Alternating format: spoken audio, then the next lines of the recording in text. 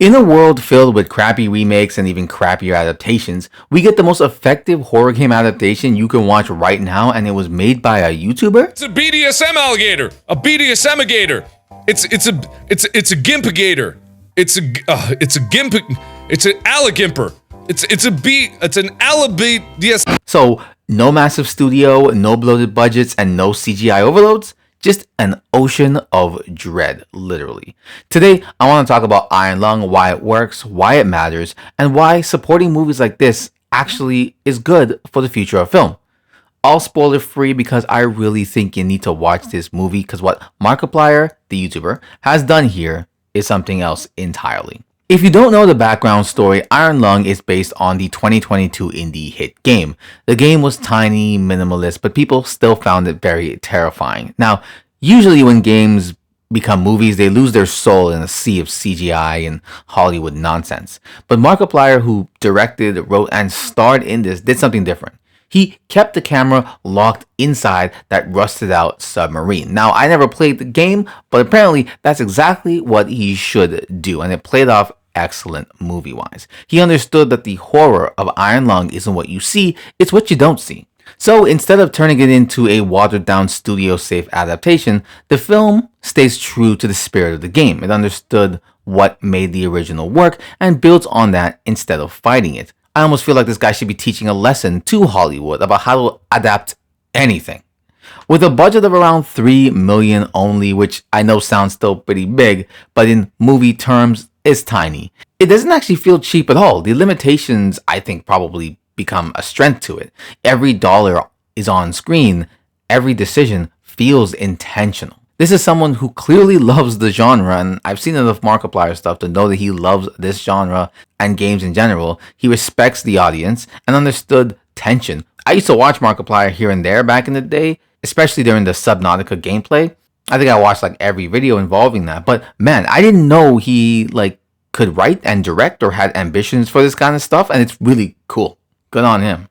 Genre-wise, Iron Lung sits between horror and sci-fi, so if that's your game, definitely go check it out. Cosmic horror, psychological horror, existential horror, like the kind where the setting itself is the monster as well. There's a constant feeling of isolation, dread, and inevitability. The film doesn't rush, though sometimes to its detriment. Some people find that it's sort of dragged a little bit near the middle, and though I could also maybe see that, I found myself hooked pretty much the entire time, so I wouldn't even think of that, the drag, even really being anything at all, to be honest with you. I think regardless, it ran a good time. Without spoiling anything, the story follows a prisoner forced into a horrifying mission, plotting a tiny, fragile submarine through a vast ocean of literal blood on an alien moon. Now, if that premise doesn't already get you going, then I don't even know what will. But you're trapped, you can't see outside, you can only navigate using instruments and these grainy images, and the deeper you go, the more you realize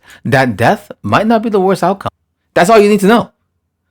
It lets your imagination do the heavy lifting, and man, does it work overtime. What makes Iron Lung so effective, though, is also just the level of restraint. You know, it trusts the audience, it respects the tension, it doesn't over-explain, it really doesn't over-explain anything. There's still mysteries and questions that I have after, but not in a bad way. Instead of trying to turn a small game into a blockbuster spectacle, it scales correctly. It keeps the intimacy, the fear, and the sense of helplessness that made the game special in the first place. Supporting a movie like Iron Lung, I think, sends a good message to the industry, which is why I would like more people to watch this. I mean, it's doing pretty well. I think at the time I checked, it's up 20 million from that 3 million, so doing very well. But supporting a movie like Iron Lung, I think, it tells them what we want. It says that we want smart horror first of all. We want faithful adaptations first of all. We want original voices first of all. And we want indie creators, or creators at all, taking risks first of all. It proves that you don't need that $200 million budget or a major studio to make something memorable. Just vision and respect for the craft. And this movie exemplifies that perfectly.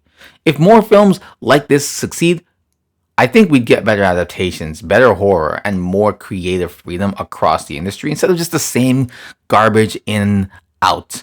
So I want this movie to succeed. Obviously, I've said that how many times now. So if you haven't watched it, please go check it out before it's gone. If you're a sci-fi fan or a horror fan, atmospheric storytelling, if you like that, or you're just tired of the lazy adaptations you do have currently, Iron Lung kind of blows every other adaptation I've seen, except for maybe a handful, out of the water or out of the blood ocean.